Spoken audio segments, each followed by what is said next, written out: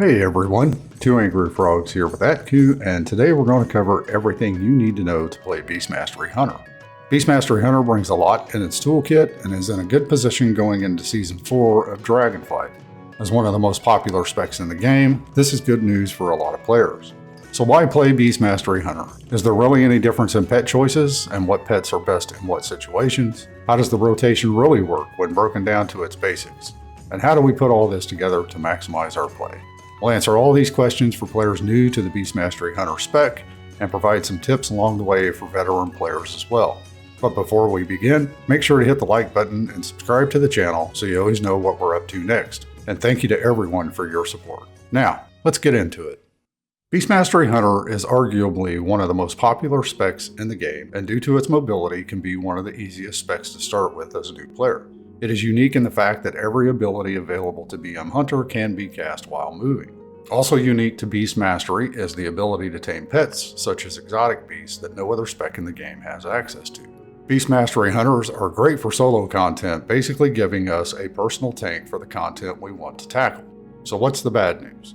Pet AI can drive you crazy at times. They can get stuck, they can be difficult to manage, especially for enemies spread far apart, and they can pull enemies if you forget to dismiss them, which is never a good thing in group content. Finally, as BM Hunters, we can be a little squishy at times depending on the encounter. We have a limited defensive toolkit, so making use of defensives at the right time can be critical. We have 9 primary abilities that we actively cast, with 2 of those alternating between single target and multi-target AoE. So basically, we are looking at 8 keybinds for our full single target or AoE rotation.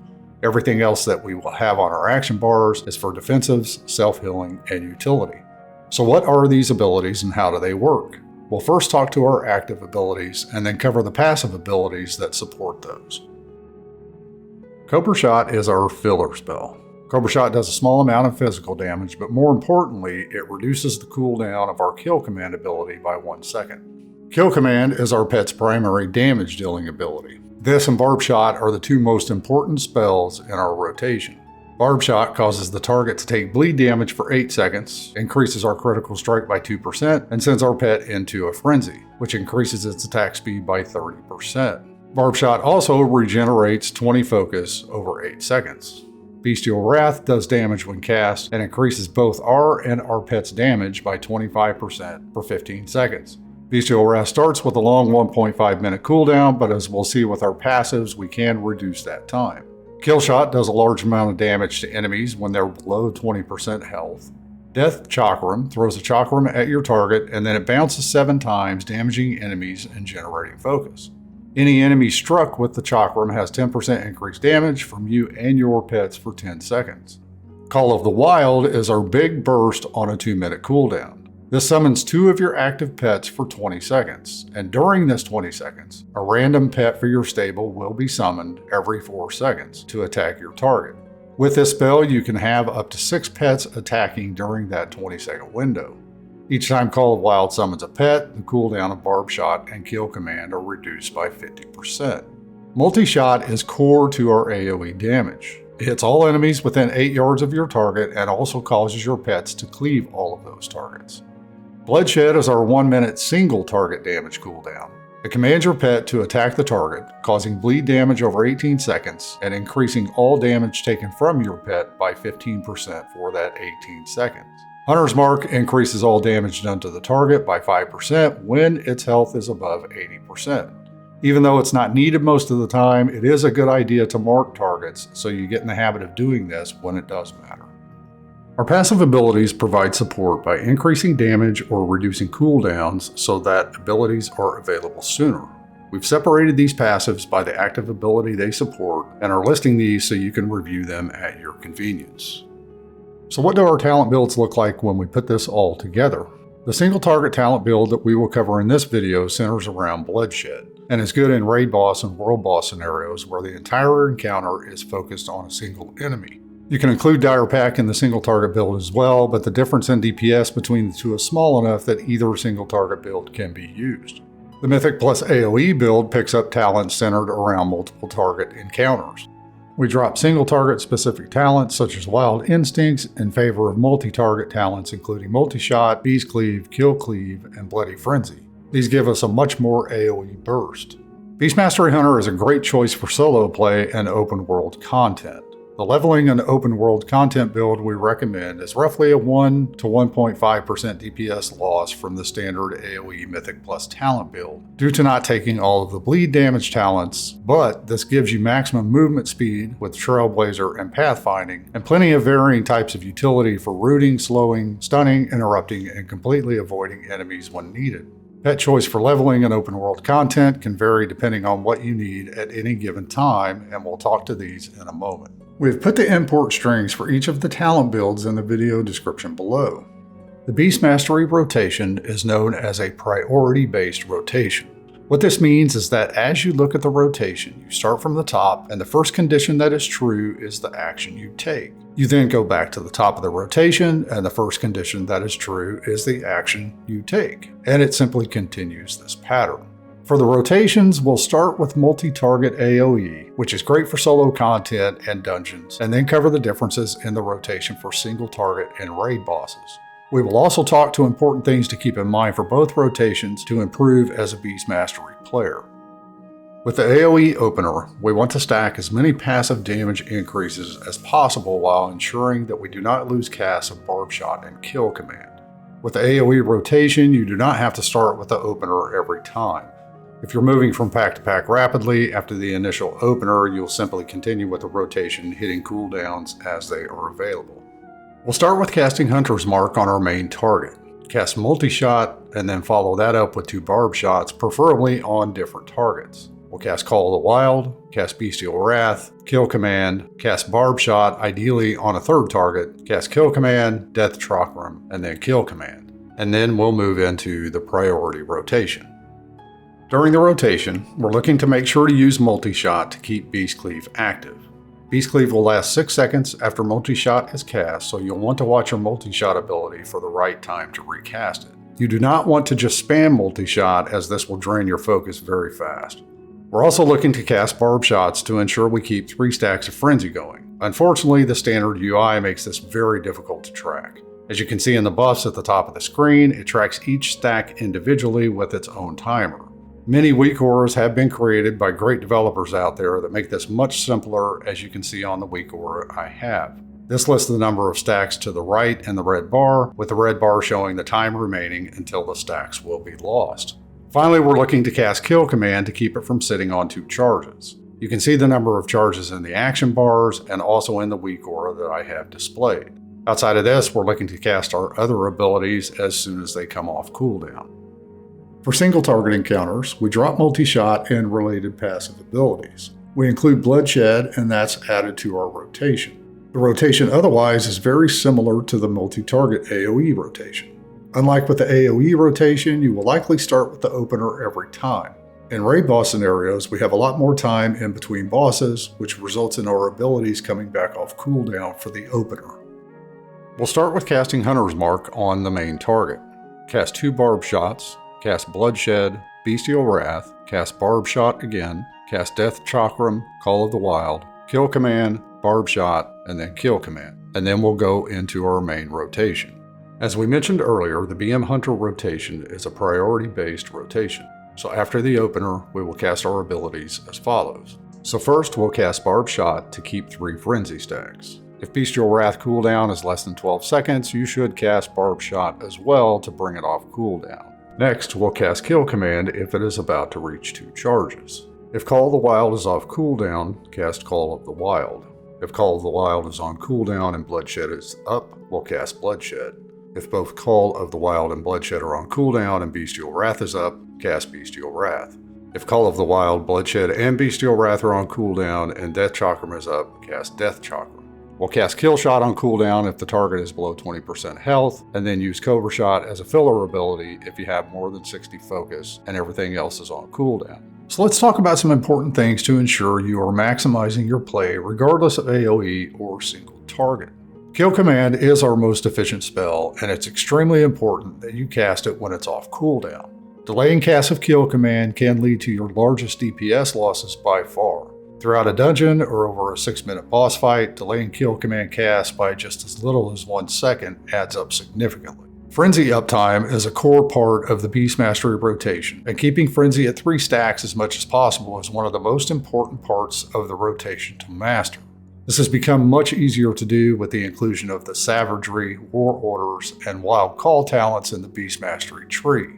Maintaining 3 stacks of Frenzy ensures that you always have 6% increased critical strike chance, and your pets have 90% increased attack speed, and is key to ensuring your damage is consistently high.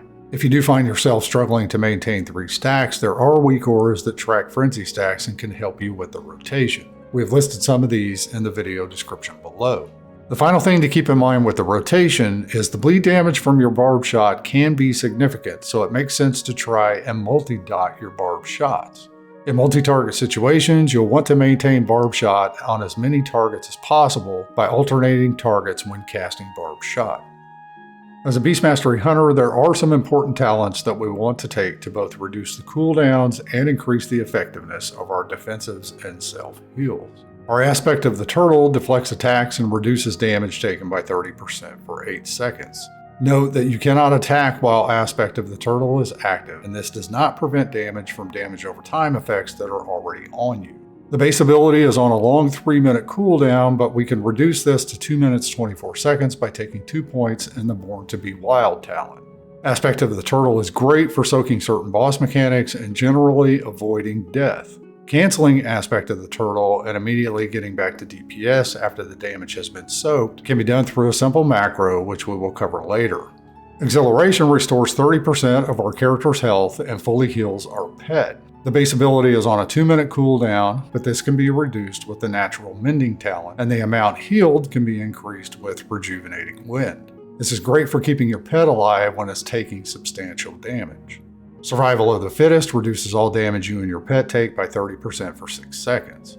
Like Aspect of the Turtle, the base ability is on a long 3-minute cooldown, but we can reduce this to 2 minutes 24 seconds by taking 2 points in the Born to be Wild talent. The damage reduction can be increased from 30 to 50% with the Nature's Endurance talent. Fortitude of the Bear, which you get when you have a Tenacity pet out, increases the maximum health of you and your pet by 20%, and it instantly heals you for that amount. While your baseline defensiveness can be limited, you have quite a few defensive and self-heal abilities to use for high damage moments. Generally speaking, as players, we do not use defensives and self-heals enough, so getting used to using them, even if you use them when not needed, is good for building awareness that these abilities are available. As a Beast Mastery Hunter, you bring a good amount of utility that is beneficial for open world, dungeon, and raid content. So let's cover each of these utility spells and provide some context to give you an idea of where they are useful. Aspect of the Cheetah increases your movement speed by 90% for a short duration, followed by 30% increased speed for a longer duration. The spell has a long 3-minute cooldown, which can be reduced to 2.4 minutes with the Born to be Wild talent. Disengage launches your character backwards. In addition, after disengaging, you gain a 50% speed boost for 4 seconds when the Post Haste talent is taken. Just about anything that roots you can be broken with Disengage. Feign Death removes all threat from any non-player enemies immediately and for as long as you don't move. This will take you out of combat if possible. Many spells targeted on you will also fail to cast when you use this. As a Beast Mastery Hunter, we have a lot of utility spells to deal with crowd control, stunning, interrupting, and trapping enemies. Counter Shot is our main interrupt used to stop enemy spell casts. It's on a relatively short cooldown of 24 seconds. Our second interrupt, Intimidation, stops enemy spell casting, as well as stunning the enemy for 5 seconds, but this one's on a long 1-minute cooldown. Tranquilizing Shot removes Enrage and a magic effect from the target enemy. Tar Trap creates a pool on the ground that slows enemies by 50% when the first enemy activates the trap. With the talent Entrapment, your Tar Trap will also root all enemies for 4 seconds. Binding Shot tethers enemies to an area, stunning them for 3 seconds if they move out of the area. This works very similar to Tar Trap with the Entrapment talent. Freezing Trap is great for crowd controlling enemies and preventing them from moving or casting. Note that Freezing Trap will put you into combat with the enemy, but as with any mob, you can outrange being in combat once you have created enough space between you and the mob. Only one enemy can be frozen at any given time, and damage dealt will break the trap. Camouflage is very useful for avoiding enemies through stealth, since both you and your pet gain stealth for 1 minute. While camouflaged, you'll heal for 2% of your maximum health every second, so this is also a great way to recover health in a pinch. High explosive trap casts a fire trap to the target location that explodes when an enemy approaches, causing fire damage and knocking all enemies away. In the most basic terms, stat priority for Beast Mastery Hunters will start with weapon DPS, followed by agility. Mastery, critical strike, and haste are all close in priority, and any can be best depending on your equipped gear, enchants, gems, and other consumables. In terms of percentages, we would look for haste up to roughly 30% and critical strike up to roughly 44%. Versatility is the one stat for PvE content that we try to avoid. Note that when it comes to stats and stat percentages, the above recommendations are general. To maximize your character as related to having the best stat distribution, we recommend simulating your character using simulation craft and raid bots. There are hundreds of pets to tame across World of Warcraft, and as of now, you can stable up to 200 of them. Your pets play an incredibly important role as a Beast Mastery Hunter. Even though we are considered a range spec, our pets account for close to 50% or more of our damage in any given encounter. As far as damage, all pets are the same. Where they differ is in the utility they bring as well as their overall survivability. So let's talk through what pets are optimal in a given situation. For pet choices while leveling, playing solo, and doing open world content, if you did not need the extra defensive and healing provided by a tenacity pet, we recommend a ferocity or cunning pet. Ferocity pets will have greater survivability than cunning pets due to the 10% leech from predator's thirst. The best pets are from the scalehide, corehound, or clefthoof families due to their special abilities. For example, pets from the clefthoof family are extremely tanky with their thick hide ability, which reduces damage to your pet by 50% for 12 seconds when they fall below 40% health. If survivability is not an issue, you can opt for a cunning pet for the pet pathfinding ability, which gives you another 12% speed increase since it is increased by the aspect of the beast talent. For Mythic Plus, first determine if you'll need Bloodlust for the group or not. If you do, then you are locked into using a ferocity pet. The optimal pets for this would be in the carrion bird, devilsaur, ravager, scorpion, or wasp families. These pet families provide the mortal wounds special ability, which reduces the effectiveness of any healing received on the target enemy by 50% for 10 seconds. This can be useful for a lot of Mythic Plus enemies. If you do not need Bloodlust, then it is best to go with a tenacity type spirit beast, which we talk about next. For raiding, definitely look to use a tenacity type spirit beast. With a spirit beast, you get Spirit Mend, a self-heal every 30 seconds for roughly 10% of you or a friendly player's maximum health. Endurance training, which increases the maximum health of you and your pet by 5%, and Fortitude of the Bear, a defensive ability that increases your maximum health by 20% for 10 seconds. These provide more defensive and self-heal utility for better survivability in raid encounters. Let's wrap up with a couple of important tips for solo play and open world content. First, if you find that your pet gets stuck, you can dismiss and resummon them. But since this takes a long time, you can also try using the follow and passive pet commands, which can often get a pet unstuck. Second, when you can, pick up the Play Dead glyph sold by Martin Thunderhoof at Nessingwary Base Camp in Skolazar Basin. If you have ever hit Feign Death only to have your pet continue attacking enemies and leave you in combat, this is how to handle it. This will have your pet feign death as well, so it does not continue to attack enemies. Macros are simple in-game tools which allow you to automate some action. To open the in-game macro interface, select macros from the game menu. Click the new button and choose a name and an icon, then click OK. Select your new macro and use the text editor to tell it what to do. You can also simply copy and paste text into the macro window as well. We have provided text for all the macros that we cover in this video in the video description below. Click the save button and you can drag your macro icon onto your action bars, which allows you to use it just like any other ability. To have your pet play dead, when we feign death, we will use the following macro. Clicking the macro ability a second time will bring your pet back up from the play dead. Most of the time you will use Aspect of the Turtle to avoid a specific burst of damage. But you likely will not want Aspect of the Turtle up for the full 10 seconds and losing time not being able to attack. To avoid this, we use a cancelaura macro added into one of our other abilities, such as Cobra Shot. So with this, our Cobra Shot macro will be the following. So when we cast Cobra Shot, it will cancel aspect of the turtle. If aspect of the turtle is not up, then it simply does nothing with that line. Normally, to use crowd control abilities like traps, it takes multiple actions.